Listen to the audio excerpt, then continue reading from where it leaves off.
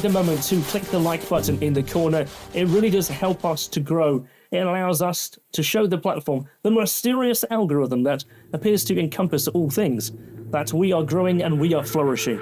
Of course, as we are new, we need to let it know that we are an important place where fantastic discussions and amazing insights are happening. And this is where we require your assistance.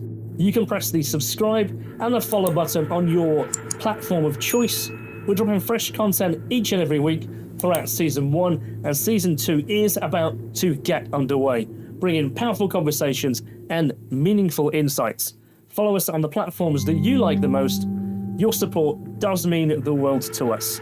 Now, I think that's enough of me trying to sell what it is we're talking about. Let's go on with today's episode. All right, let's dive in. Welcome to the Unearthly Bureau. My name is Caroline McKendrick Gibson, and this is a podcast where we touch on hot topics in anomalous phenomena and the Fortean. We want to dive deep down those rabbit holes and talk about those unanswered questions that come along and we don't usually get the opportunity to talk about. So tonight we have the wonderful Kate Ray with us, and we're going to be speaking about Fae and folklore and fairies and all that kind of good stuff. Welcome, Kate. Thank you for having me along. It's always a pleasure to be amongst friends. So happy to chat about the fair folk with you.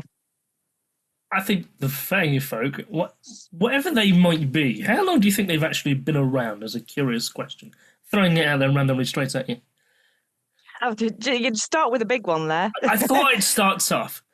Because start tough. And the reason I say it in that phrasing, to frame the conversation thus, a lot of people think that the Fae generally only exist medieval in England only, onwards, which is a weird kind of scenario that is not true. So, but I think you would perhaps ascertain that they are worldwide and they have a history that's much, much earlier. So, I want to poke the bear and throw the fairies to the wind, as it were. You know, where do you think fairies have their origins into the Fae folk and so? Well, the whole medieval connection comes from the fact that it was first documented within the medieval times. It's the first time it was actually put in any kind of writing. And there seems to be a slight obsession in that period of time, but I think that just comes from it was the first time that people started laying down folklore about it. But obviously, it's been an oral tradition amongst communities and, like you say, globally. And it's whether you take the term fairy as in something that is very Celtic in origin, or whether you take it in a global perspective as non-human entities that don't fit into the categories of cryptozoology, don't fit into alien, and they are something that's very much seemingly more earthbound. So they're just that kind of slight dimension away from us. Personally, my feelings are that they are as old as time, that they are, they have been on this planet and attached to this planet since the dawn of time. But that is just more of a gut feeling from oral tradition than anything that I could sort of pin down to anything academic. No, it's good that I think the stories of them certainly exist, time immemorial, really. Can you imagine how far they go back, or the stories that they are connected to?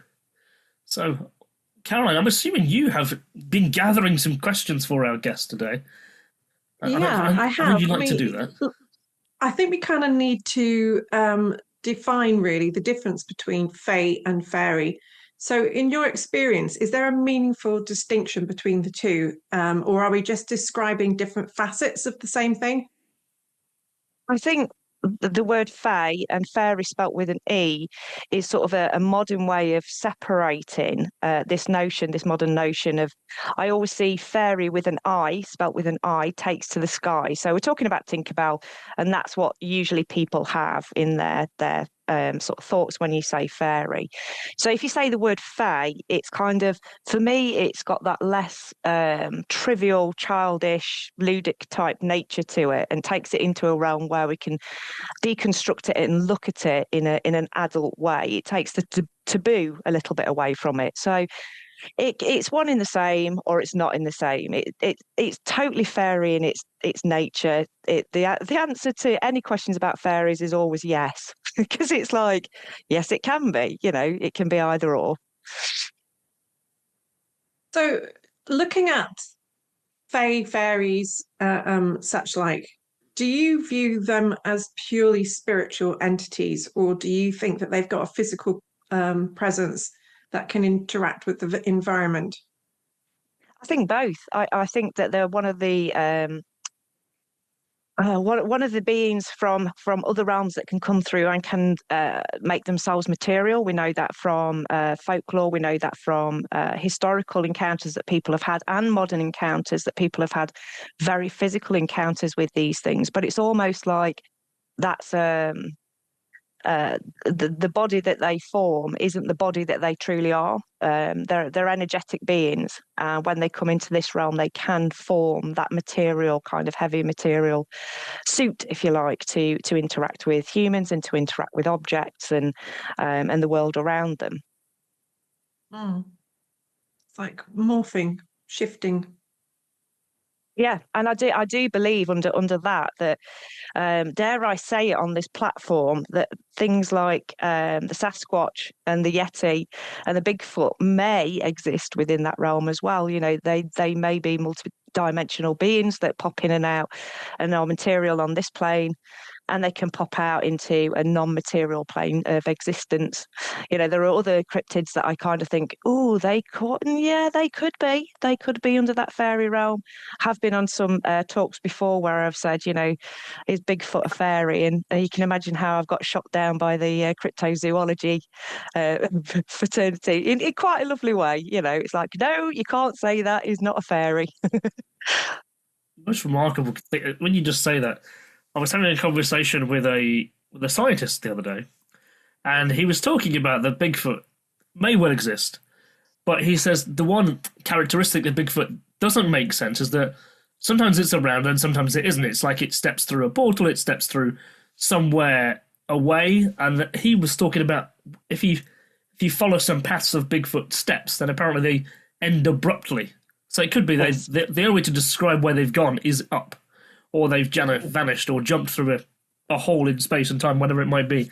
So they may actually be a physical representation of a modern fairy. So I can understand why you would say that. Yeah, I mean, I saw Daryl. Is it Ankara? He channels Bashar. And I'm fascinated by him. He's a really fascinating character. And somebody asked him in a question time about when he was channeling this alien. I know this sounds really out there, but bear with me. And they said, what is Bigfoot? And he was saying that from their perspective, it was the lineage of human beings, and it's the human being that we would have been if we would have carried on a path that wasn't material and dense. So it's almost like saying that they took a more spiritual or more etherical path so that they can go interdimensionally. And I just went, oh, somebody else thinks the fairies then. For me, fairy is that materiality and that other dimensional energetic being coming together. But I'm going to shut up about this because I can imagine myself, everybody watching this who's into cryptozoology going, shut up, you can't say that. Okay, so this is the purpose. This is the purpose of the Unearthly Bureau. We want to go down these untrodden paths and discuss things that might be slightly uncomfortable. So, yeah, I'm interested to hear all these different viewpoints that you've got, Kate. Definitely. Well, what about Martin, you've heard of some kind of type of well, actually, fae, haven't you? Because I don't know anything about this at all. But I was listening to Kate on a podcast just now talking about her very first experience when she saw a gnome. And the description, she gave quite a vivid description, didn't you, Kate, of that? And I've been sort of researching paranormal Yucatan Peninsula things. And they got some little guys over there as well, which I think they call them a loosh. And the description that you gave is quite similar to these little people. The big eyes. Interesting. And it seemed that the Mayans were sort of not interacting, but they they realised that they were sort of the guardians of the land, the land, and if they treated them well, then it did them good. They were building statues. The farmers still build statues of them, and Wow. often using the clay from the land and mixing a bit of the farmer's blood with it. I think they believe that it's something to do with the god of the corn or whatever. It's good for the crops, I guess. Mm. Yeah, I mean, it definitely ties in with one of the theories that, fairies and what we know as fairies started off as lesser deities. So they were the hearth goddesses that had no name, that kind of, came into modernity.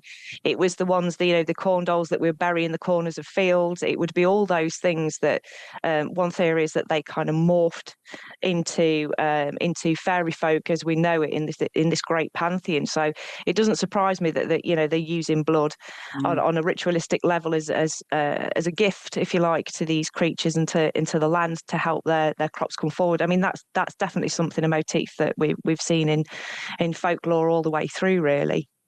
Mm-hmm. Interesting. Well, the other thing I thought was interesting is that I did write some dates down, but when did you say the first sort of folklore came about? Very early, was it? Here in Europe? Oral folklore about fairy folk has always been within our folklore. But it was first written down within medieval times. That's the first time we saw really any scripture or any kind of pointing towards what we now know as the kind of fairy folk. But it's always been. There are theories that there are cave paintings with, some people say they're aliens, other people say, oh, hold on a minute, these are looking a bit more like fairies, and sort of traditional, sort of old school fairies, if you like, and not the winged things that we know of these days. So, yeah, all these things cross over, and I often say that it's a bit like the paranormal's a bit like a big tree, and we're all sat on these different branches, and none of us actually realise that we're all on the same tree, and everything kind of feeds in. All these motifs feed in, and we know the cross referencing between all these different subsections of the supernatural and paranormal feed into exactly the same thing, don't they? Yeah. But what I found was interesting is that there was not really there wasn't any communication between Mexico and Europe before 1519, yet they're describing the same sort of thing, aren't they?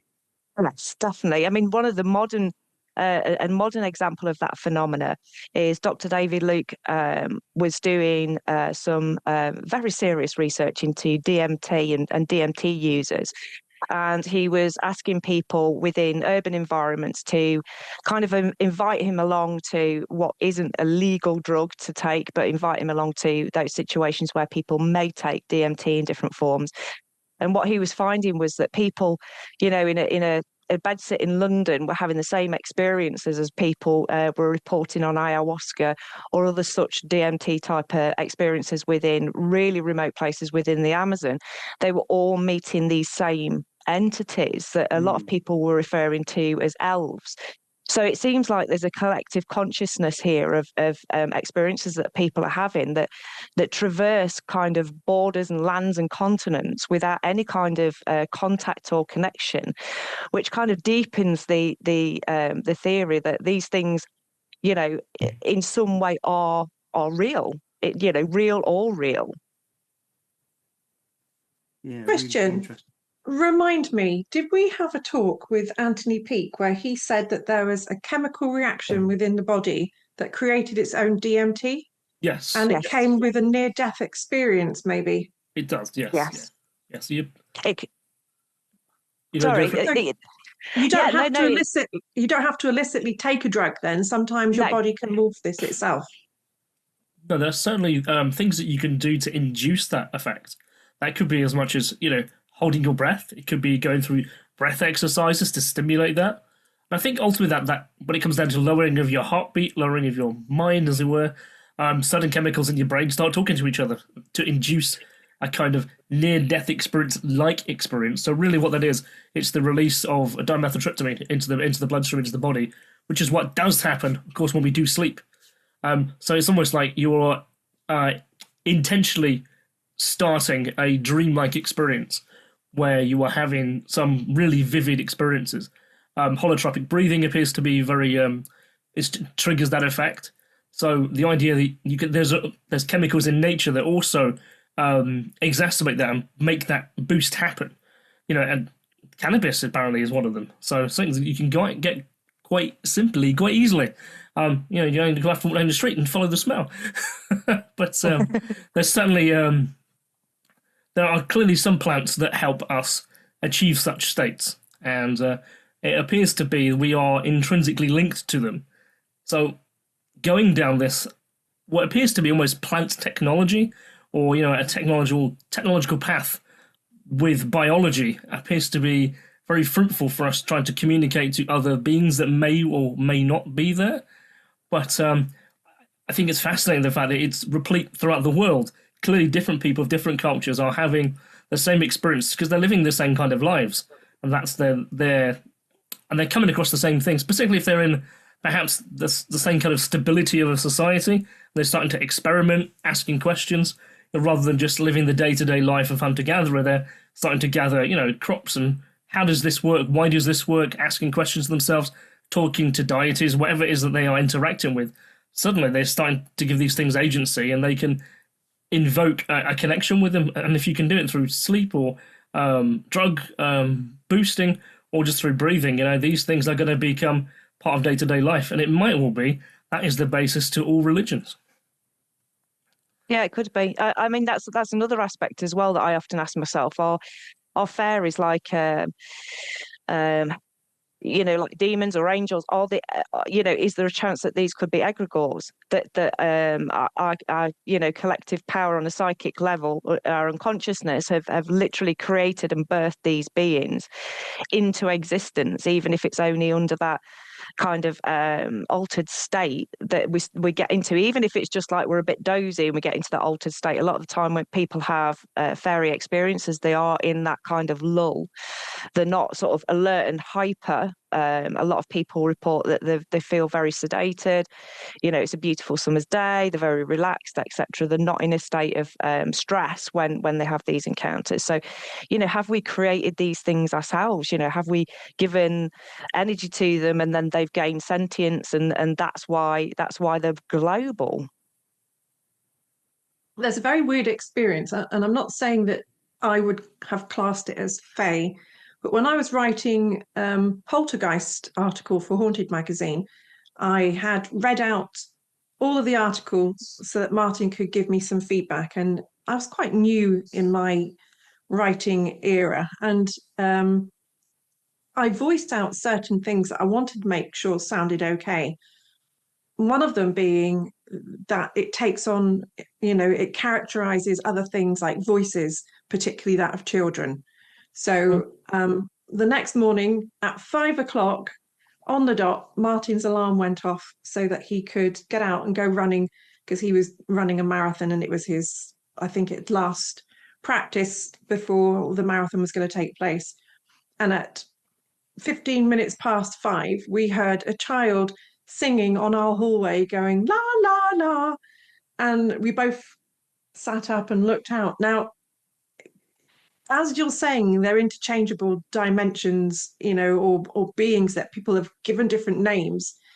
I invoked this, maybe, did I, by speaking out loud and by talking, whereas I would have classed it as poltergeist activity because we were experiencing a lot of unusual occurrences here after going to a specific investigation on behalf of the SPR. And this happened after invoking it. And there was a couple of other things that I'd mentioned. And over the next 24 hours, we then had 2 more things that had happened. A portation, and I think, I can't remember what the third one was, but there was 3. And it was really weird. And of course, I got onto to the Haunted magazine, and he said, "Oh my God, if I print this, is everybody's house going to be haunted?" I said, I don't think it works like that. You'll be fine. It doesn't work like that. But yeah, invocation of something is powerful. Yeah, I agree. I mean, look at the Philip experiment, for example. Yeah. Yeah, I mean, I think that that's a really good sort of way into having a look at prior to the word poltergeist, and prior to the kind of the very modern understanding that a poltergeist could be the spirit of the dead, it could be energy coming from a living person. Those kind of activities that that we now associate with poltergeist would have been put down to a pissed off house brownie. You know, they would have been they would have blamed a hobgoblin, a goblin, the pelting of stones, the voices, especially the childish sort of laughing like voices, the scratches, the bites, the opening of drawers, the throwing of cutlery. All those things were attributed to the Fey realm. They weren't attributed to the spirits of the dead. So I often now think of poltergeist of it's just a pixie. We're fine. You know, how much damage can it do? I'll just put some milk and honey out and we'll be all good. But it could be, I mean, on the other aspect, I mean, you guys know all this anyway, but it could be on the other aspect that actually speaking things out just bring them forward. And we know that from going on ghost hunts, that when you start speaking out into the ether, that's when you start building up the energy for things coming forward. Now, whether that's coming from us or whether that's coming from the spirits of the dead. And the more I kind of do ghost hunting, I'm a decade deep now in sort of going out and doing that. The less I actually think that the activity that we get is the spirits of the dead. I think it's actually very, very rare. I don't think that they have the kind of strength that we give them credit for. I actually think it's the other. I think it's the Fey realm, and I think it's us. And again, I can hear the whole ghost hunting community going, "Shut up! It's all the spirits of the dead. It's all your Aunt Ethel." I really struggle with the conception that it's the dead. I really do. Because it just seems extraordinarily rare. But within Fey phenomena and within, I guess, even the UAP alien phenomena, the image of the glamour, the shapeshifter, is very prominent. You know, where a figure could disguise itself as a person. So when people think they may be seeing an apparition, might they be seeing something that is glamouring up or just plucking an image out of your mind that is fresh or strong, such as, Aunt Ethel? Are they mimicking that just so you are satiated and calm to give you that peace, or equally to give you to warn you to go away? They don't want you near, so the glamour effect would be something quite horrifying that you basically would again go and run away. It's so familiar that you find this phenomena the same within these different kind of realms. I mean, I think about Jacques Vallée's book Passport to Magonia, where, of course, he's talking about arguing that fairies and aliens are the same phenomenon, interpreted differently through periods of culture. Where you've got bright lights, you have missing time, paralysis, telepathy, and they're coming out of mounds and hills, underground, bright lights. The crossover there is so strong that I'm more inclined to believe that is not necessarily we've got little imps running around or not little aliens coming from up there. I think that we have something living in and around us that may well just be, using the zeitgeist to hide itself, and we keep giving it different names. It might be the same thing. Yeah. I absolutely totally agree with that, and I think it was one of Keel's books as well where he spoke about, and this made me think about the other side of, if it's not fairies haunting.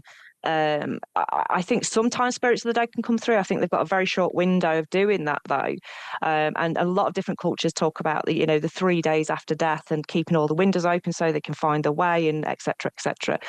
But he, in one of his books, he speaks about how a friend had phoned him and asked if he'd got home okay, because apparently he'd spent all night chatting with him till the early hours of the morning. And he said, "No, I've not been there. I'm hundreds and hundreds of miles away." And that then started making me think, are we inadvertently, as living people, astrally projecting, whether we know it or not? And can we actually push our own being out into the astral realm to travel thousands of miles and then become material again in an instant? Or One of my inklings, and it's something that I've definitely got a deep dive into, one of my inklings is that shadow people are actually living people under certain circumstances being able to astral travel but not form properly. And we do that when you have those moments where you're really intensely thinking about somebody, because maybe they're poorly or maybe they're struggling through something, or maybe you really hate that person. Is that creating? And I've got really kind of touchy about the word portals. I came up the other night with them, and I'm hoping this sticks in the paranormal world. It's one of those things I just think it would be really good if it did.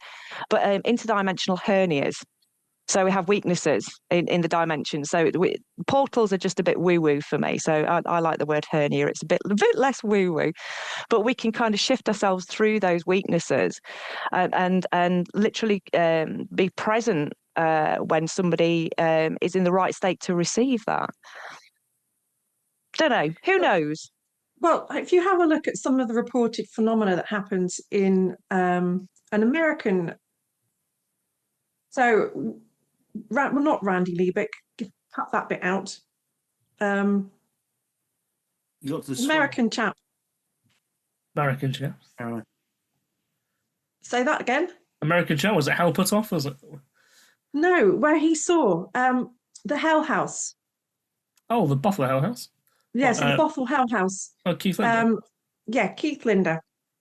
He reported that he saw a woman on a regular basis, and that woman he thought might have been a spirit of the dead and somebody that had passed. But after trialing, questioning, speaking to people over a numerous amount of time, it wasn't actually anybody who was dead, because he met this person a couple of years later.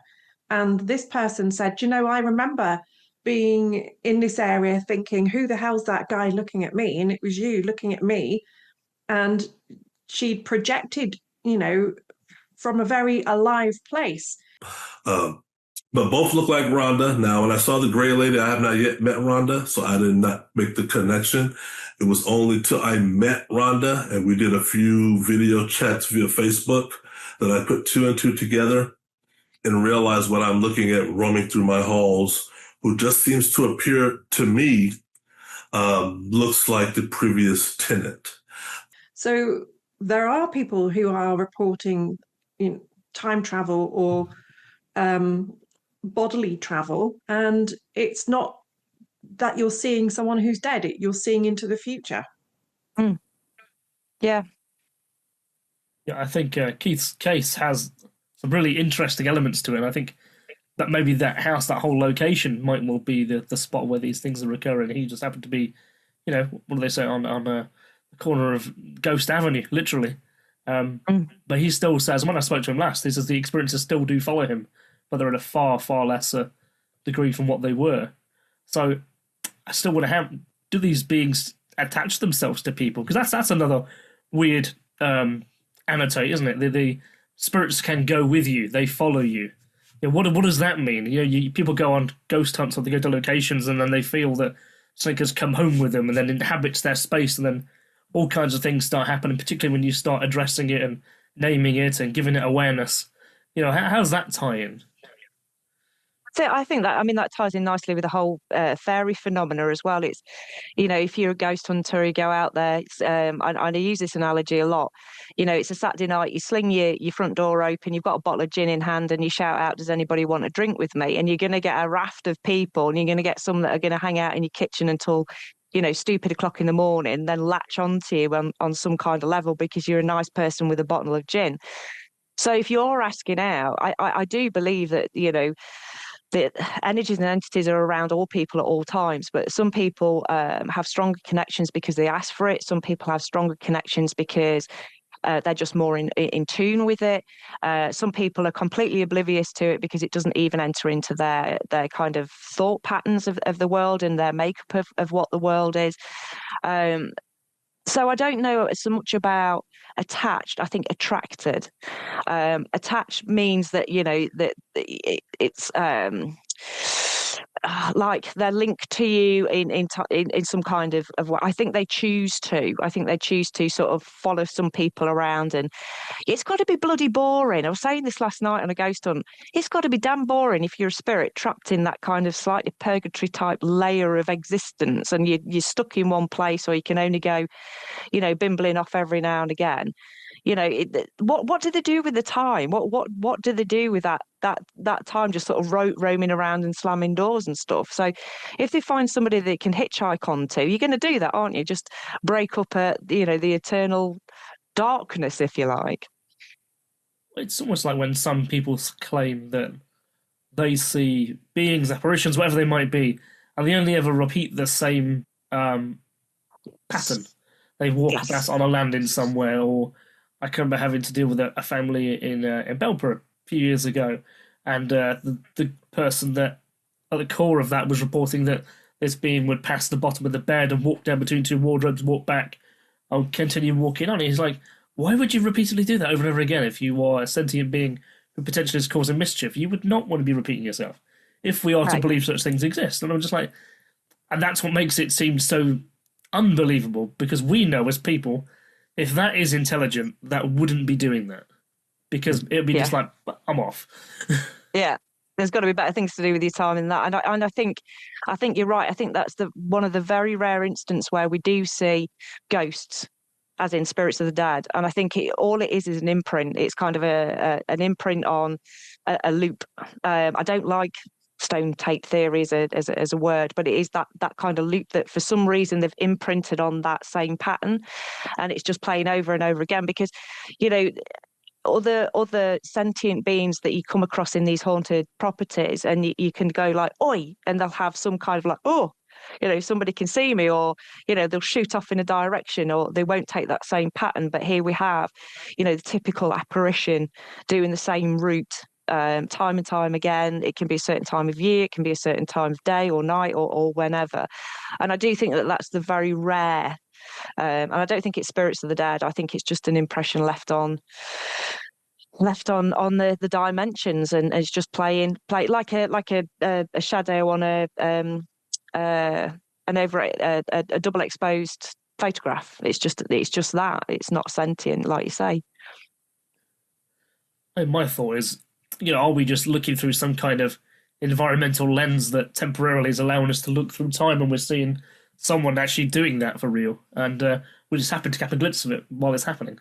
I'm not quite sure how that phenomenon works, but because I can remember someone telling me they saw a motorcycle approaching a crossroads once. They were looking, and as it got closer, it disappeared again, and as it looked over there, it went away again. So it was almost like something perhaps had passed environmentally through the space, and they temporarily could see through time, or something was their description. And I was like, I can see how you'd come up with that scenario. Well, we as humans like coming up with patterns. We like to explain things. We like to have a structure, even if it doesn't make sense. Yeah, we like our little boxes, don't we, human beings? We like the Darwinistic stacking of boxes and putting them on the right shelf and categorising. And sometimes you've just got to go, you know what, we need to blow it all up and start from scratch and not have boxes anymore, and just have a little bit of chaos before we settle on any real theories. I love it. The more I know, the less I know. The more I find out about things, and it's. I think the day it stops keeping me awake at night, all this stuff going, what if, and is that this, and getting excited and curious about things, is the day I just go, you know what, I don't want to do this anymore. But I don't think it's ever going to be a subject in my lifetime, or if anybody's lifetime, where we'll get to the bottom of any of it. And I love it for that, because nobody knows. Nobody really knows. So one of the subjects that's obviously kept you awake a lot, Kate, over the years, you've written a book not so long ago, the Woolaton Gnomes. What do you think makes this case so significant for modern Fae research compared to other things that's been written previously? I think for me, it's the ridiculous nature of the case in the first instance. I came across it, I think I was probably about 13 and 14 times. And I remember being disgusted that they'd actually printed something that was, it was just so outlandishly ridiculous that I just thought, 14 times, you're losing a bit of credibility here with me. And even though it was from my home county, sort of chucking it to one side and never really revisiting it, I was asked, as many of us were, to write for Simon Young for the Wollaton Gnomes book that he brought out. So it kind of forced me into revisiting it and looking at it from a paranormal investigation lens, as opposed to just looking at it as a story. So sort of starting to unpick it on that kind of level, like I would a haunting case, which totally spun it for me, because it was the striking thing about it is the amount of information that we had very, very soon after the children had that encounter. You know, the people that they spoke to, how they spoke to them, the stories kind of, they wavered a little bit, but not greatly. And they wavered in between what they saw, but that can be explained in fairyland, as in, you know, you're seeing what you want to see, and et cetera, et cetera. So while I was writing, for Simon and trying to be serious about it, I just kept getting this notion of nobody's asked the gnomes. Nobody has asked the gnomes about what happened from their perspective. And once I started asking those questions, I just kept getting flooded with imagery of them answering questions. I say them, I do tongue-in-cheek say, and I don't know whether it is tongue-in-cheek actually, that I had an entourage of them around me that I felt channeled through. I didn't feel like, I hadn't written anything that size. I mean, it's not a great thick book, but I hadn't written anything that size since I was at university. Never been compelled to sit down and write a book. And every time I asked a question of, okay, so why did you glow? The children said you had a glow about you. Or why did you only have, they said you had a laughter language. Or, you know, why hovering cars? What were the mechanics of a hovering car? I was just literally getting bombarded with, oh, this is why, you know. So it was an incredible experience. It was an incredible experience of being able to research, and that then unfolded into a group of us from the Fairy Investigation Society deepening that research, and me taking them. The Fairy Investigation Society, I absolutely love them. I adore them. They're very close to my heart, but they are such bookish people. They would rather be in a library, you know, blowing dust off of old books, than actually getting into the field and getting a feel for the layout of the land and the people and the environment and all those things that we do as paranormal investigators. You know, if we've got a case, we want to be there and experience a property or people or phenomena. So I dragged them out the library and I took them down to Wollaton, and we've been about 4 times now in different areas in Nottinghamshire as well, to investigate things like the geology of the place, geography of the place, the history of the place. You know, why was it that these children saw gnomes and not fairies? Was that some kind of attachment to the fact that Nottinghamshire's got this huge, you know, underground labyrinth of tunnels and caves that were dug out? So it was just growing bigger and bigger in exploring it, and we haven't come to the end of doing that. We're taking a break for a little while because a couple of the members are writing books, but we will get back into it and start looking at things like the child psychology aspect of it. We've got lots of different avenues that we want to kind of trundle down and see if we can. I don't want to know whether it was real or not. I don't want to know. And if it's not real, it's still an interesting case anyway. But I don't want to know. Did that make any sense at all? Yeah. Or did I just ramble on that one?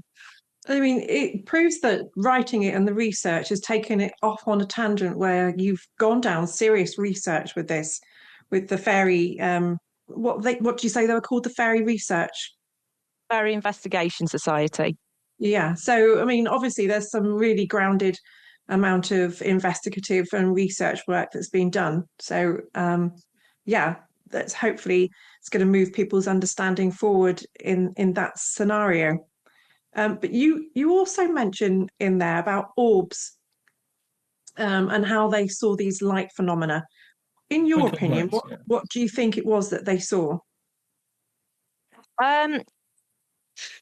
It's a tough one. I mean, they said they actually saw the gnomes, and they said because it was getting dusk into darkness, they were asked how did they continue to see the gnomes as it was getting dark, and the children said because they emitted a light. Now, this, in a very, very crude and simple manner, would just play into that thing of are these etherical beings, and actually they give out a different kind of auric glow than, because we give off auric glows, we just can't see it with the naked eye. And I wonder if it's that. I mean, we know that Wollaton Park has had sightings of orbs, and I say that with a giggle because every time I say orbs, I just think, again, I can hear the paranormal community going, it's just dust. I mean, I could go on a whole tangent about how it's a massive bugbear for me because I have had second-hand and first-hand experience of light phenomena, and I like that word more than I like orbs. And it's not something you can capture on your camera in the way that we see. We all get them, don't we, from people where, oh, look at this, it's an orb, and you have to go, yeah, it's really interesting. And you think, no, it's not. It's a bit of dust, or it's But orbs do exist. Light phenomena does exist, and I think that is my theory on that is, or one of the theories that I like, is that's interdimensional beings coming through where the planes are weak. So if you think about it like an old-fashioned telly with static electricity, and I mean, I actually got burnt by this as a kid. One Saturday morning, I'm rambling, I'm sorry. One Saturday morning, I went down to switch on kids' TV on the old-fashioned TV, and for some reason, I put my hand on the screen, and there'd been a build-up of static on the screen, and it burnt me. And you get this flash of light, don't you, as it kind of all gathers and sort of connects with you. And there's almost that feeling around orbs for me that this light phenomena is beings coming through. And a lot of the time we get this phenomena paired up with a popping sound or some kind of tapping sound. And again, we're going to go back to Bigfoot in the fact that people talk about Bigfoot phenomena and they hear a knock or a bang, and then they'll hear the footsteps of, and I wonder whether that's just coming through from a non-material reality into a material reality, and there's either a build-up of static. I mean, this is another thing that's kept me awake for nights and nights on end about the relationship between static electricity and all kinds of phenomena, and I wonder whether it is like a static push through those barriers that create that pop and create a light, because people see lights with Bigfoot, they see them with fairies, they see them with aliens, all these kind of supernatural experiences that people have. The light phenomena goes hand in hand. Did that answer any of your question there, Caroline? I'm really sorry. It has, and it's led to more questions because, Christian, again, we've spoken to Dr. Mark Fox, haven't we? Yes, yeah. And he's doing research into what I believe is a static build-up, and there's a popping sound that he explained just before car engines used to switch themselves off in UFO experiences. Yeah, and there's another really interesting document we actually published in Seriously Strange last year in regards to, so in the UAP phenomena, how they interact with diesel and petrol engines differently, and how in regards to with petrol cars, it all shuts down and there's a popping sound. In the diesel cars, it doesn't happen; they don't get shut down. So an interesting dynamic there. Ian Liston Smith was got to write about that, and I think I guess that diesel's not inflammatory, though, is it? In comparison to normal petrol, engaged in a different way, and of course, throughout the 1960s, from like Betty and Barney Hill to many people who have, where the light phenomenon, whatever it might be, is near the car's power shuts out. Clearly, whatever field is around this vessel, whatever it is, clearly interacts with the electricity inside the car and causes it to shut down. And that, that in and of itself is pretty interesting. What can cause that? And people talk about their house going out. People talk about their devices shutting out. Are they experiencing, again, the same kind of thing? But I know that Mark Fox got to speak to Frank Earp, who, of course, wrote extensively about the Woolaton Gnomes. So, and I was actually just reading his account just here, oddly enough. Frank's account? Yes. So yeah. Well, what I brought up was the Woolaton Gnomes account from Frank Earp's research. And while reading it, just while we're talking here, I can see that he's quoting Mark Fox within this document. So it's one of those serendipitous things. We happen to mention him as well. Yeah, so I love it when that happens, when you kind of go, oh, that's all joining up. I mean, quickly going back to the static thing, I had probably from about the age of 5 right the way up until about probably about 12, 13, I had such a buildup of static electricity in my body. I couldn't wear watches. I couldn't wear either digital or normal wind-up watches. And I found that sometimes electrical devices would just they'd just go. And I still joke as an adult that, I'm crap with technology. If technology is going to go wrong, it'll go wrong for me. I can look at a photocopy machine, it'll break down. But one of the things that I found, and I just thought this was absolutely normal, street lights, I could tap them on and off. And I would do it just randomly, just as a kind of a bit of a party trick. And I think that was the static electricity. And one of my thoughts, my late night, early morning thoughts is static electricity something to do with the connection of modern poltergeist phenomena and teenage girls and boys? Is it that they have such a buildup of static electricity that it charges the air in a very different way to move objects and to make noises? So I'm just at this point where I'm thinking, is this kind of one of the keys to unlock the answers? Is static electricity something that we really genuinely need to explore in phenomena? That was a bit of fun. I've got a video of it as well. So myself and our guest, we're at Bath University, and we decided to walk into the city. And we're talking about passing through streetlights. And as we pass under 3 different streetlights, they all actually go out as we pass underneath them. And I've actually got my phone recording, because where it is, it's really, really high up on the Bath skyline. So I've got my phone, I'm actually recording the Bath skyline. But yeah, and then on the 3rd light, it's like the lights have actually all gone out as we passed underneath them. So, it gets kind of freaky when you're passing under a light and it starts blinking out. So actually, I do have that video, and in fact, on the video version of this, I'll include it here. But the SLI phenomenon is interesting. But is it repeatable? Can we go out and touch a light now? Does it still have the same effect, or do you think they're shielded in a different way now? I don't know. I mean, from my personal perspective, I would love to be able to have that ability again. I can wear watches now. I don't get the same static shock. Although I did notice the other night, if I'm wearing, 2 bits of non-natural fibres together, if I sort of take a jumper off in the dark, I spark. And Yes. I love that. It's like, I'm a superhero. I'm sparking everywhere.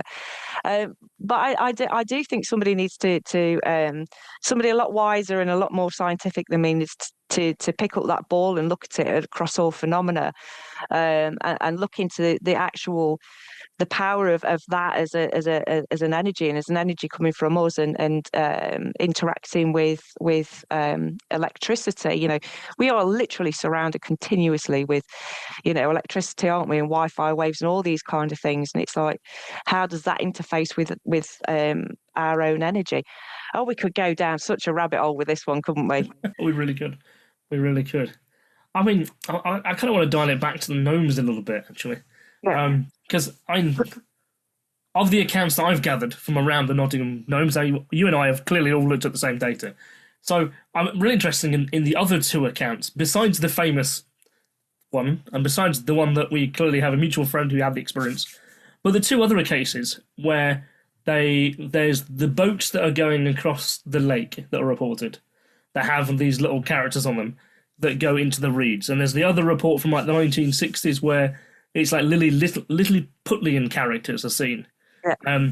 And it's the fact that they're not wearing the clothing of the era, but they're wearing the clothing of an era that's about 50 years before, and both of those accounts is one of the things I took away from that. I mean, why would little people wear the clothing of the people, the humans, from around 50 years earlier?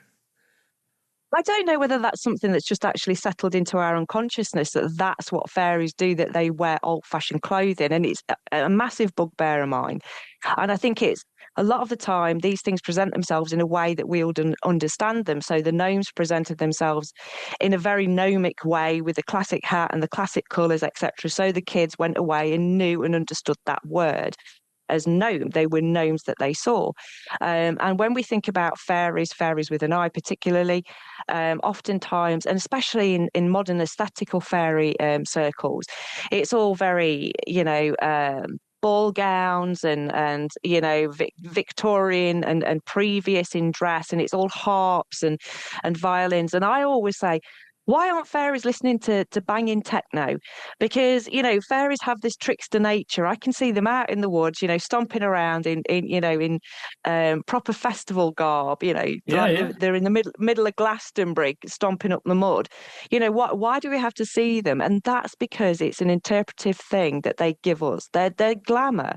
And if they turn up like that, people are going to be like, what's that? They're not going to go, it's a fairy. They'll just be like, there's some very small ravers in the woods, what's going off, which doesn't give them a context of who they are or why they're there. And I wonder whether that's, that they're wearing previous outfits. I mean, the other side of it is, if they are literally mimicking a period of time that they're comfortable in. If they're mimicking clothing from a period of time where they just think, we like that style, we understand that to be a human style. And because their time differences are different to ours, it could be 50 years is, a few months to them. And they're in the latest fashion in their minds, but, coming out, they're looking like they should be down the mines with a whippet. Well, humans like to dress up, especially for occasions. Why would gnomes not want to do the same? Yep. Maybe it's their fancy dress. They go, well, let's just do those big people for this weekend. We'll dress up as humans. I think you're absolutely right, and I think we dress to give a narrative about ourselves, don't we? So, we go to an interview, we dress very differently than we would round the house, or if we're going to the pub, we could dress very differently to, how we're going shopping and all those kind of things. So we're projecting a narrative all the time about who we are and what kind of lifestyle we might lead. I mean, I'm a perfect example. I'm perhaps the most hippie with the dreadlocks that you'll ever meet in your life. I'm quite a dull person, but I like to project that I've got this exciting hippie lifestyle. But it's all about narrative, isn't it? And I think that that's what they're doing. They're projecting this story and this narrative about themselves. To be acceptable and to be accepted, I guess they have to give an external look of what people would say. Okay, I can understand and I can relate.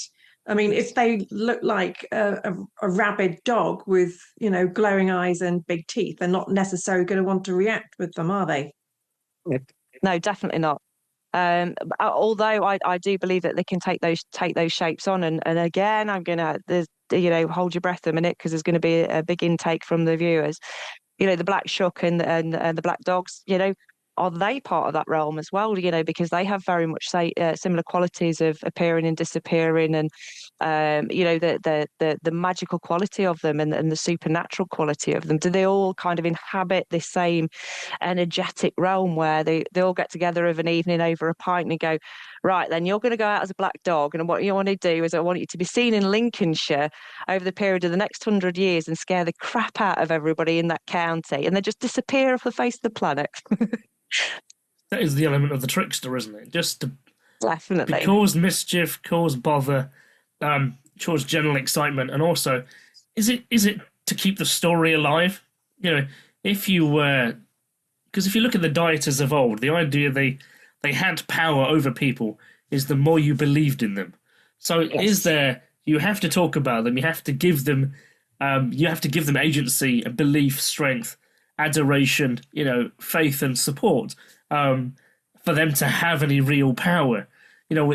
Is that what it is? They have to act in a certain way, so we give them adoration.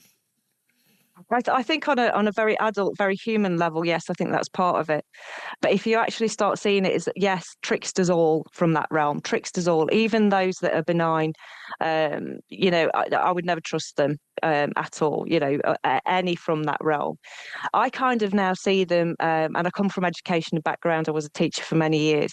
I kind of see the fairy realm as kids with ADHD. That they don't know why they want the attention. They don't know how to get it appropriately. They've not got the same kind of brain pattern, brain waves as us. So they create a little chaos to sort of, so you prick your ears up and take notice. And when you do that, you actually feed into that behaviour. If you don't understand how to deal with that behaviour, then it becomes a problem. And it becomes a problem for the person that they're projecting it to and the actual person who has that ADHD. For me is a superpower. It's absolute superpower. But those people who have that superpower, it kind of ups them another level. But if you sit a group of kids down who've got ADHD, give them a ball of yarn and a couple of knitting needles and teach them how to knit, they'll quite easily just sit there for 3 days and knit you a quilt and have your attention. So it's the same with these kind of other beings, that you've got to know how to work with them. You've got to know and understand that they are not human. They don't have the same values and morals. They don't have there is accounts of them saying that they find humans ridiculous, absolutely duplicity and ridiculous. We are not what we seem, and we try to be the X, Y, and Z, and we put on the suit and tie, and we go out in the world, and blah blah blah. And it's not actually who we are by nature, and they find that absolutely ridiculous. So maybe that actually they are an archetypal part of ourselves that is more natural, more nature-based, and more impulsive as the creatures that we are. Because how many thoughts and how many things in a day do you stop yourself doing? You're driving down a motorway and you see one of those car trucks, the lorries with the cars on, and I get this urge to just like whip the car over and see if I can jump on it like James Bond. I never do it, but it's that impulse control that we have all the time. Now a fairy would do that. A fairy would just woof, and just go on their impulse nature. So maybe in the back of the mind, if they don't exist in the world, which I think they do, that's what it is. That it's all the things that we wish to be without the constraints of the modern world. What about the artistic view? It's how. What is their garb? I mean, is there a universal clothing type, shall we say, that is a universal appearance? We know from the gnomes, they generally reflect what is the noddy and big ears archetypes. Often have a beard, colourful hat, colourful clothes. I don't know if they actually have elf ears, maybe. And there's like the Cotton Hill fairies, little Tinkerbell-like characters with beautiful wings. Who knows what they get up to? But are they the only two types of fairy we look at? What kind of other costumes do they wear? As you were saying that, I just got this image in my head of like Primark, but Faymark, like a place where they all go and shop for the different outfits and different clothes. I think that the clothing is synonymous with either a vocation that they have or a personality trait. So you've got the hobs, the goblins, the hobgoblins, that all very much are kind of tatty clothes, browns, greens. They blend in, but they'll often wear splashes of red to show that they have this malevolent side where they'll do harm to human beings. And the red caps are definitely in there. And then you've got sort of the pixies and the brownies, which will again wear very earthy clothes, and they tend to be quite simple. This is how they're portrayed usually within artwork. It's just very, very simple stuff.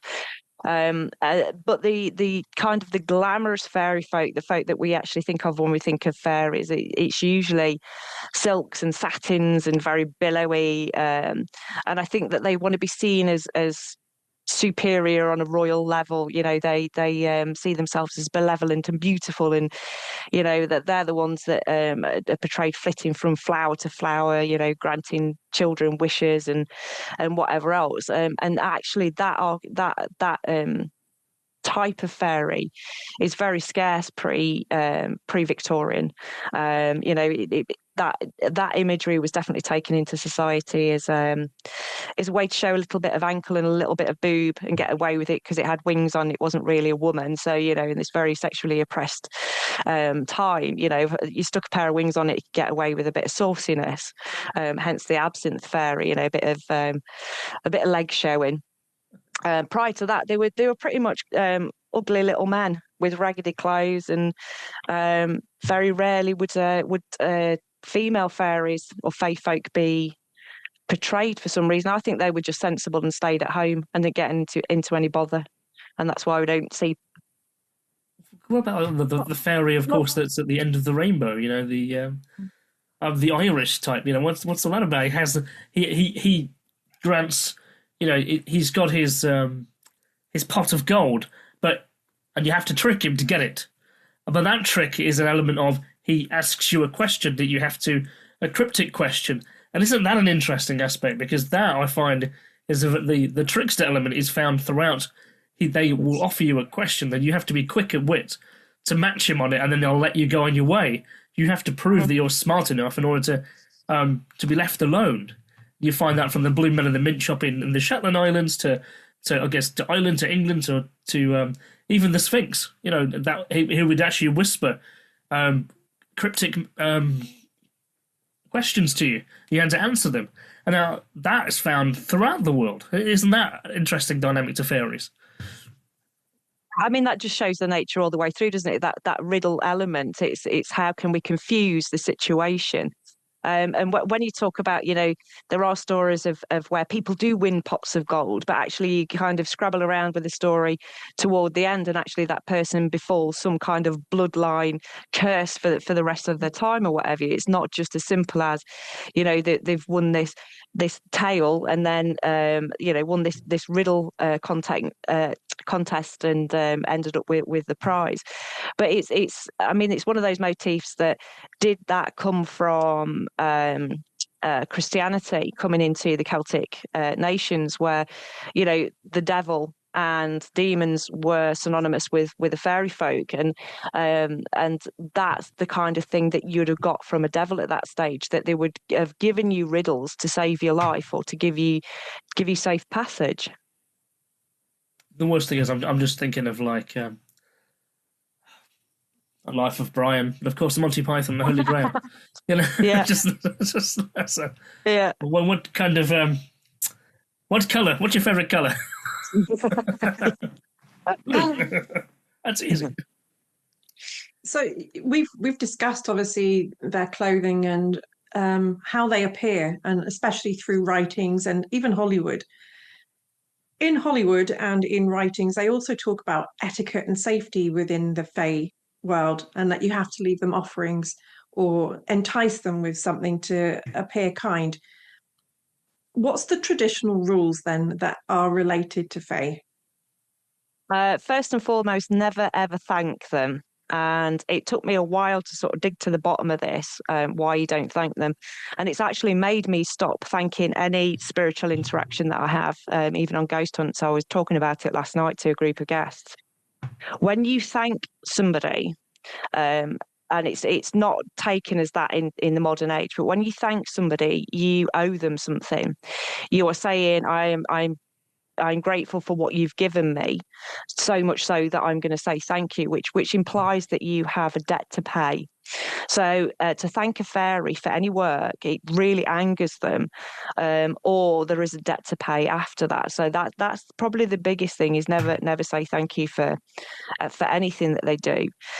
I come across so many people. I gave a couple of talks at some festivals over last summer.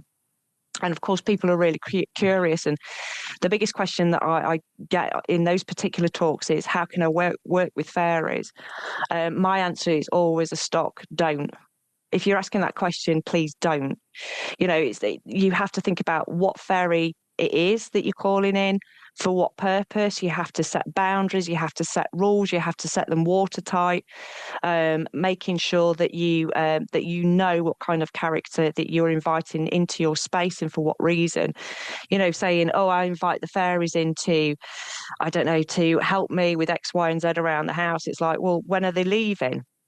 You know, have you given them a job after that? You know, do they know the house rules? Do they know, you know, to leave the cat alone and not sort of trouble the animals of the house and all those things? And people just don't think beyond this. And I don't say it badly. They don't think beyond the bubbles and unicorns of it.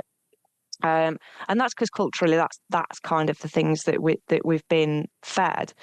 And we do see historically within folklore these characters becoming incredibly bothersome to the point where we would now call it demonic behaviour that would be going on in a property or towards a certain person. So I would say the etiquette is, if you don't know what you're doing, stay away. If you think you've got trouble with them, really think about how you can work with them. It's not like with, say, Christian exorcism, where you've got strict rules about how to banish. You know, trying to banish a fairy is just like, it's just, you're going to put like, you know, petrol on the fire, really, if you try and banish them, because for one, Christianity doesn't really affect them. They're older than Christianity, and it's just kind of a bit of a joke to them.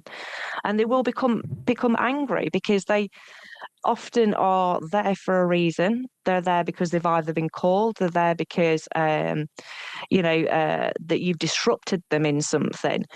But the very first port of call I would always say is, if you think you've got a problem, even if it's with a poltergeist, or you think it's the poltergeist or the spirits of the dead, is leave out that traditional little bit of dairy, usually milk or butter and some honey, and leave it where you think they are, and say, look, you know, let's work together on this. You're obviously not happy. I'd like to find out why. Let's see if we can figure this out together. And other than that, just don't bother calling them in. So my last question before we move on to somebody else is asking for a friend, obviously. Can I use plant-based milk products instead? Yes, of course you can. Of course you can. It's intention with all these things. I mean, you'll never ever find. I mean, I'd put some out in the garden, just because I like to ask the gnomes to keep the weeds down and keep the slugs away. And there's 80% of me goes, when it goes in the morning, that's a hedgehog or that's a local cat that's had it. There's that 20% that goes, oh, the gnomes have had it. You know, a little bit of ale or a little bit of mead out there as well, or the things that are natural. Plant-based is absolutely fine. So does that mean we have vegan gnomes? Absolutely not. Or are they only in the crisp cupboard? They're only in the crisp cupboard, and they only like walkers. I think with food's an interesting motif as well. And going back to what you were saying about UAPs, alien abduction, etc. One of the strongest ones that people kind of didn't cotton onto for a very long time was food. You know, the very, very similar experiences between alien abduction and alien interaction, and food and fairy food. You know, fairy food, when it's tasted by humans, it tends to be rotten or disgusting to the palate, although it looks absolutely gorgeous. And you know, same with I can't remember what case it was, but there were two people who went onto a craft and they were offered food, and it was very much like the fairy motif of being whisked away into fairyland and offered food. But I actually don't think they consume food. I think it's a play acting scenario for them. I don't think they need to. I think their energetic beings are fed through energy interaction. I don't think it's I don't think they need Walker's crisps anyway. I'd love to find one in my crisp cupboard though. Martin, I'm curious to your thoughts on how does psychotherapy and concept of gnomes and fairies potentially even exist in the same mindset, if possible? I guess, I mean, this is obviously, today I can honestly say it's the first time I've looked up gnomes on the internet, and I would probably have said before today that anybody who did that sort of thing probably needed therapy. But there's much more to it, isn't there? Much more to it. And it's got my mind working overtime now. I mean, yeah. but I think generally from a psychotherapy point of view, if you entered into therapy and started talking about fairies, you'd probably be referred to somebody further up. Yeah. I mean, the one thing I thought was different about gnomes is they're not just fairies. They're fairies they have a skill set. They could be carpenters. Yeah, they could be building foundations. They could be building fence posts. They appear to have a level of craftsmanship, knowledge, artisan works. And that I find as an interesting element to what that is. And, are these essentially just spiritual beings who have a job? They have a task to do, and they have an ability. I mean, when I think about, if we take the Wollaton Gnomes as an ideal example, actually, because the concept of the fact that they have cars, it boggles the mind. And the cars are smaller than a branch, and they go up and over wood on the floor, so they can't be very big. There appears to be two in each car, but they've somehow come down from the trees with their sparkling, twinkling lights. They come down the trees, they go on the ground. Are we saying that they are like? Is the equivalent of like Quick Fit? On the other side, Yeah. Do they have like repair bays where they fix these things up? Are there gnome engineers who make cars? Is there the equivalent of Toyota in the spirit world here? Yes. I mean, what does that mean? I mean, you say that about gnomes. All fairies have jobs. All of them. Every single one of them have jobs. You have those that look after ancient sites, you have those that look after trees, you have, those that look after houses, those that look after cattle. They all have a job, and it's when they're disturbed out of that job usually that's when things go a bit awkward. I think it's just with the gnomes. The gnomes are like everybody's grandpa, aren't they? They're everybody's like quintessential. Everybody would love a grandpa like a gnome, pottering away in the garden, tinkering out in the shed, building crazy inventions. It's everybody's favourite granddad kind of thing. That we think of them as the only ones with jobs because, we do bring garden gnomes statues into the garden, don't we?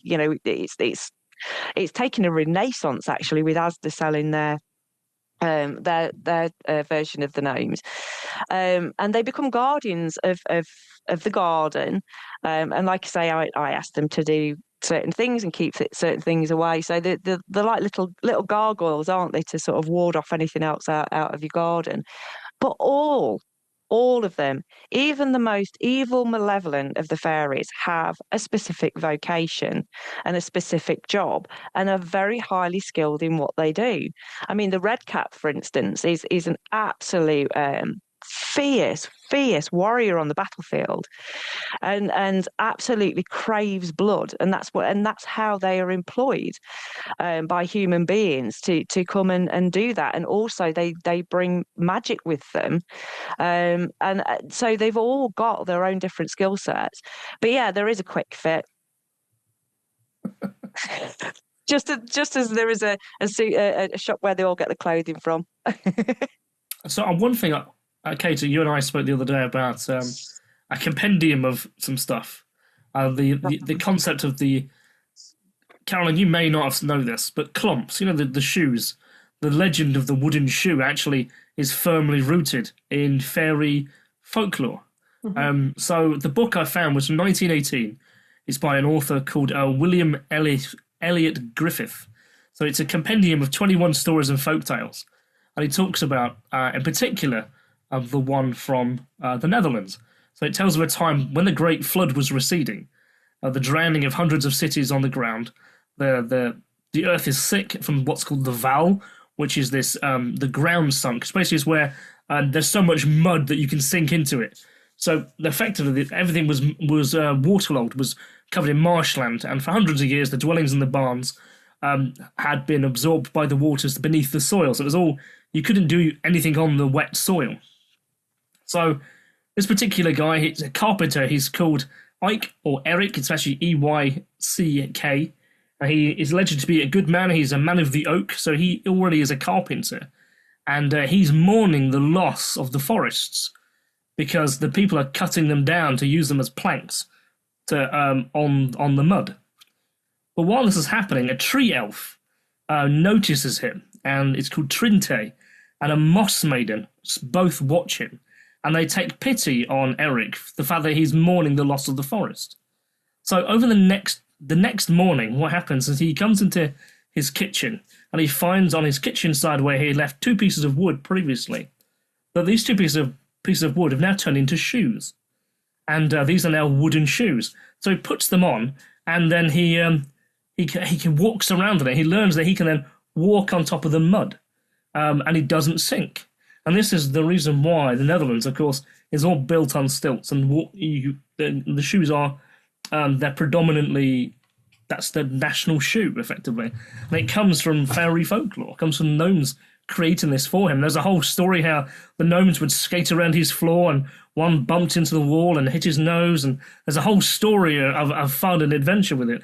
But it's crazy to think that, in fact, we can still go over to the Netherlands now and see what effectively is a fairy folklore in a practical form. Everyone wears clogs, and all the buildings are on stilts because of that time in history. When the flood happened, though, of course, is always up for contention, because it sounds like it must have been quite recent. Well, there's still gnomes about. I grew up with fairy tales from very famous German children's writers talking about the elf and the shoemaker. I remember that one. Yeah. And writing it down in folklore itself. It was entrenched when I was growing up. And I think that's obviously carried forward, hasn't it? And it was very, very European that it came from. Indeed. So I've got a question for you, actually. Before we were lining up here, our guest last week, a man who you know very, very well, what we've been doing is now asking a question to the next guest, effectively. So I'm going to play you a clip from last week's episode, because he has a question for you. Oh, gosh. Now, I know Kate, and obviously I've had numerous conversations with her about it.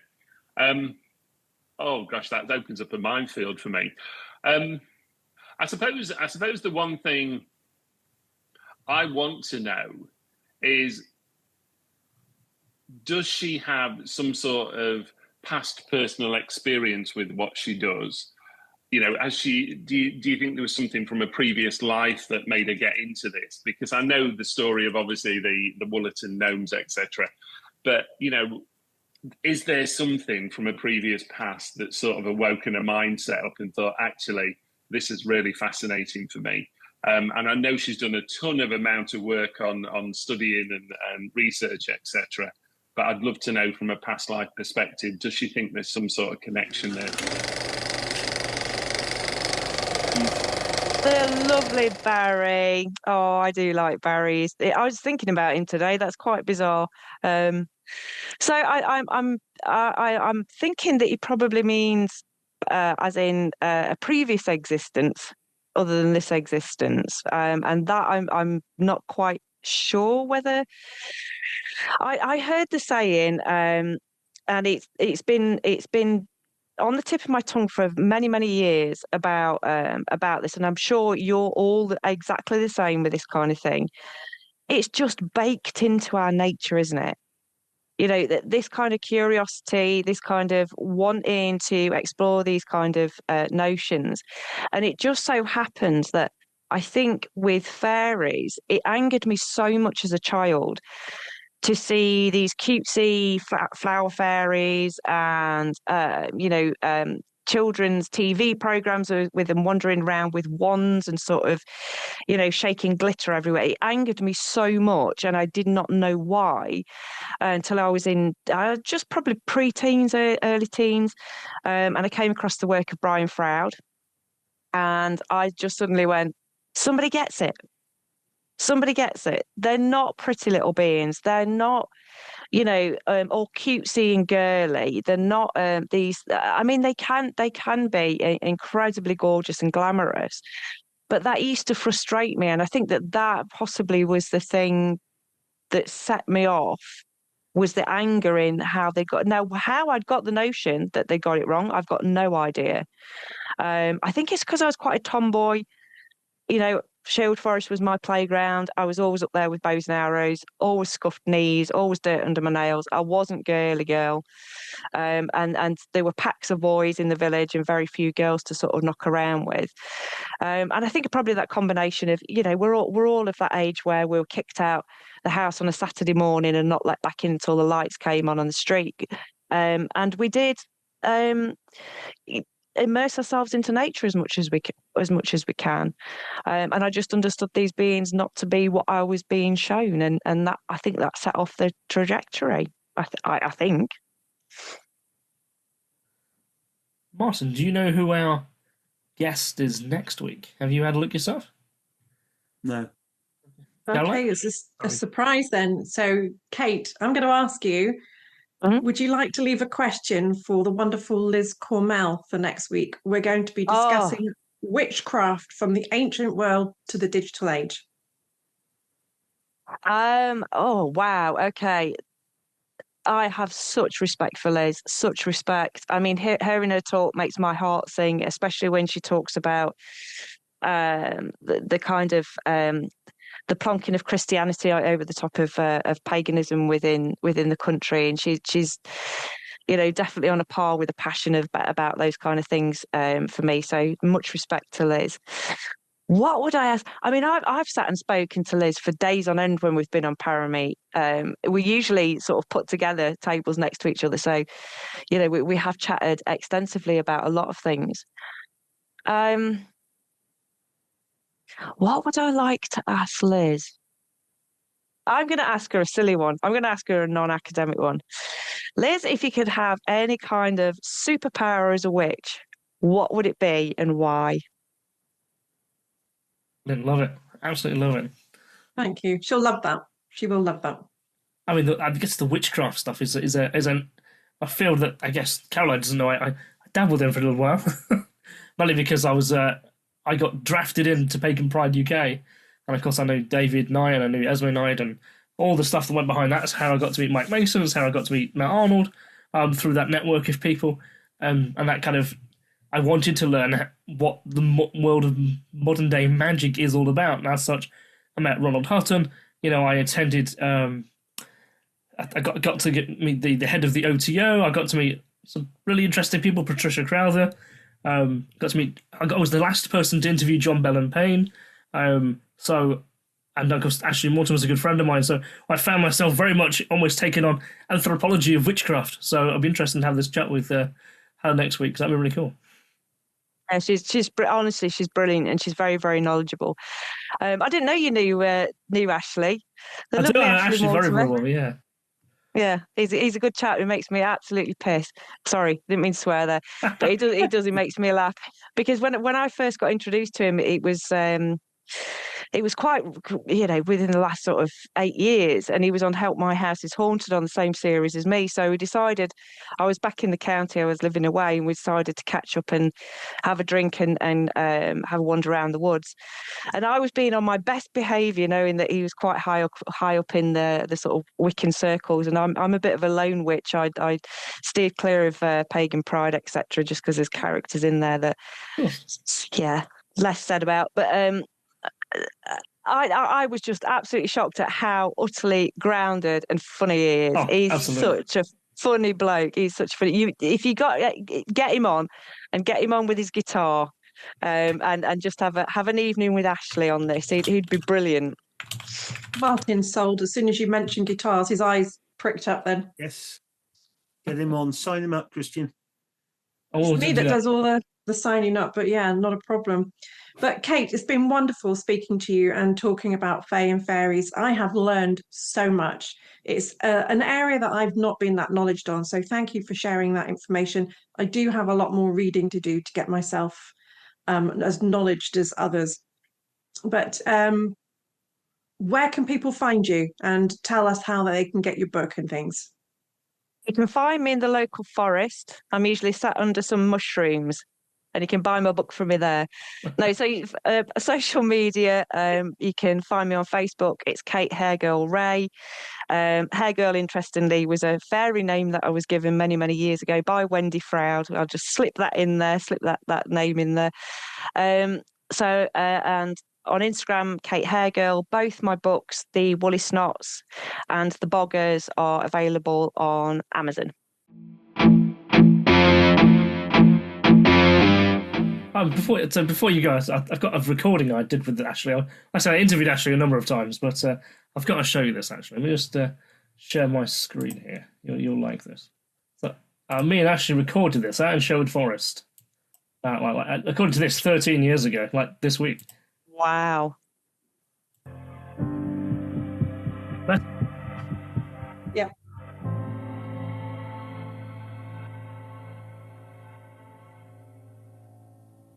It's about the difference between religion and magic. Religion is a set of defined spiritual practices to help someone follow a particular spiritual path. Magic is simply the art of causing changes in consciousness in conformity with will. Those who call themselves witches fall into two schools with some crossover. Those that believe it's a religion because it's a survival and or revival of Northern European indigenous pre-Christian pagan spirituality. Others believe it's simply the act of doing magic. Outside of witchcraft, there are also two schools of thought, the church view and the lay view. The church knows that magic is a technique which is used by most religions. Example, the Catholic transubstantiation ceremony is an act of magic. The important point is that it's in conformity with God's will. So the church view of witchcraft is it's any act of magic that's performed in conformity with a will other than God's. The lay view understands that magic has no inherent morality. The morality comes from the intent behind it. You can do magic to harm or to help. And so the lay view of witchcraft is that it's magic that's done for a harmful intent. But this is an incorrect stereotype that's been propagated for many centuries and we're now trying to put right. Ashley Mortimer, Centre for Pagan Studies, Pagan Pride. Thank you. Brilliant. Yeah, so Ashley's a good guy, actually. I really like Ashley. Yeah, he got me through a lot of the lockdowns when he was doing his pieces to camera with his tinfoil hat on and then getting his guitar out and doing funny songs. He honestly, he got me through a lot of nights over the lockdown period. Looking at how YouTube has actually kind of smoothed over that video. Like I said, we were out in Sherwood Forest and we recorded that. And it says here 13 years ago on the 19th of November. So yeah, it was very cold that day. That was good fun. But yeah, I went to the day for Patricia Crowther, a celebration of like her 80th birthday. And of course, at this meeting is literally every magic person you could ever think of is at this event. And here's me, I got to record the entire thing. So it's great. Oh, I love it. I love it when that happens. And you've got to remember that they're just everyday people anyway. Of course they are, yeah. So, yeah, very, very grounded a lot of the time. Yeah, and actually, Patricia Crowther her wit was just like, damn, I like this lady. I like her. Caroline, if you don't know, if you just type in Patricia Crowther, she literally is the poster child of witchcraft of the 1970s. Quite literally, the poster child. But she kind of like helped the modernised view that it wasn't Christians and demons running around and stuff. So she did a lot of good work. I'm guessing she's no relation to the other occultist. No. Crowther, not Crowley. Okay. Although, what Kate might not know is that a lot of Aleister Crowley's material is in Ashley's possession. That doesn't surprise me. Surprise me. So what happened is that before John Bellempain died, all of Aleister Crowley's materials were in storage in northern Spain. So that went into a trust. And when John died, Ashley is now the sole trustee. So all of Aleister Crowley, and I have seen some of this collection. They literally like his books, and he literally has everything as well as Dorian Valiente stuff as well, all just kept in storage. And the idea was they wanted to do a Taurian museum, and they were trying to get funding to get that done, but and there was nothing coming forward at the time. Yeah, it's going to be a bone of contention, though, isn't it? I mean, the name's synonymous with, people will back off even in magical circles from even attempting to look at it. But I mean, on a side note, I genuinely believe that he was raised up to be a sideshow, to deviate from actual magical practices. I do believe that this is my tinfoil hat on, that it's almost like in the art circles, you've got somebody like Picasso, who wasn't a particularly great artist, and he was working in studios with some very accomplished artists when he first started. But because he was a showman, and because he could carry the brunt of this new wave of artwork. That's why he got one of the reasons why he got elevated, and I think Crowley's definitely much in that ilk, that he could shoulder and sort of keep everybody's attention in one direction in terms of magic, and became a sacrificial goat, quite literally. Yeah, for sure. I met a guy down at Glastonbury 10 years ago, probably 15 years ago now, just thinking about it, and he calls himself Arthur Pendragon, right? You probably know who this is. I know him. Yeah. So, I met the last time I spoke to him. He literally was asleep in his car outside the Glastonbury Hotel, just next to the that tower, just in his car, just asleep in his white robes. And he says to me the reason why he draws people away. He says, I like to get the media focused on me, and they can believe whatever they want, all the silly stuff. So people who are actually doing magic can be left alone. Get on with it. Yeah. I can be a focus of media attention. I can carry the silly stick, he says, and make it silly and fun and do all the press and media stuff. And actually, I know that you guys are doing this, this, and this, and this. It's like, oh, okay. Yeah, I totally believe that's what goes off. It's avert the muggles' eyes while everybody else can get on with some serious shit. Yeah, it's an interesting world for sure, that place is. I don't know what it's like these days. I think Ronald Hutton is still here. I don't think he's passed on yet, but he's got to be in the 90s. Yeah, I mean, sorry guys, this is going to go into have you because Pagan Pride have sort of rejoined, haven't they? Regrouped and whatever else, I think so. Taking on force, and I was involved in the Sneinton markets before they got taken.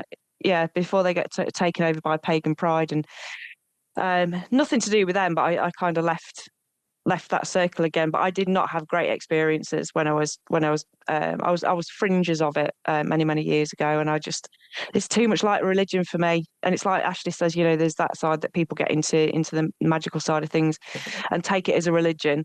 And I'm one of these people. I'll cut my own path, and I don't want to be told by, some egotistical twat that I'm doing something wrong when how do they know I'm doing it wrong? Yeah. Sorry, I can get on my soapbox again. Sorry.